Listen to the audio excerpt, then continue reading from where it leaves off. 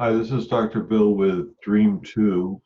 Um, the other night I had Dream 1 where I said that I was trying to figure out who I am by retelling my dreams, and that it seemed like, uh, or it reminded me of Matt Damon in the Bourne series when he was trying to remember who he was. And it occurred to me that all of us have selective amnesia. But in any case, the dream last night or early this morning is fading fast, as dreams do. I was in a resort town where I lived in the dream, and I was in line with a bunch of people, an assortment of people, getting snacks or breakfast or whatever kind of meal. And there were large people, small people, people from different countries in the dream. And I remember from the dream that I particularly liked to get Christmas cookies, like Christmas trees that were green, soft green with jimmies on them, and around a white colored cookie with a cherry in the middle. This was one of the favorite things I got in this dream.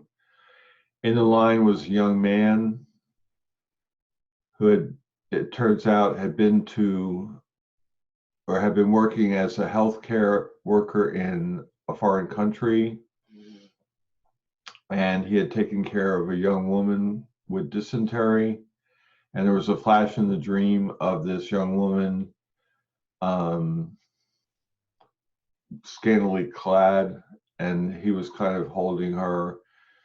And people in the dream turned against him and accused him of being some kind of predator because he was taking care of this young woman. And that that was a scary, brief part of the dream. And of course, it's funny, during the dream or in the kind of semi-lucid dreaming stage, when I was thinking about the dream and thinking about telling about the dream, the censor went off and said, "No, you can't really say that, because that might get you in trouble."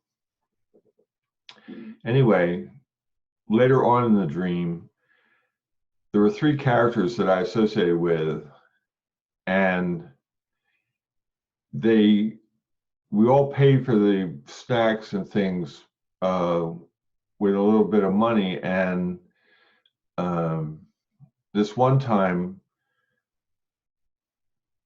one of us put in $110, which would be like a birthday present for one of the guys in line. It was his birthday, and I was supposed to collect that money and give it to him. But there was a problem in the dream because there was a group of people who were monitoring the people in line, and they were enforcing a code where you couldn't step out of line or you couldn't do anything unusual without suffering some kind of consequence. And that is all kind of, it was vague in the dream, and it's kind of vague now, but it seemed real at the time that there were these people who were kind of in line, but were also kind of supervising things. So I remember having to sneak away the $110 for the guy, which were in the form of credit cards or gift cards or something. And so I took them down to my house where I stayed in this resort town, and that's where the dream kind of fell apart, and I don't recall anything more in the dream.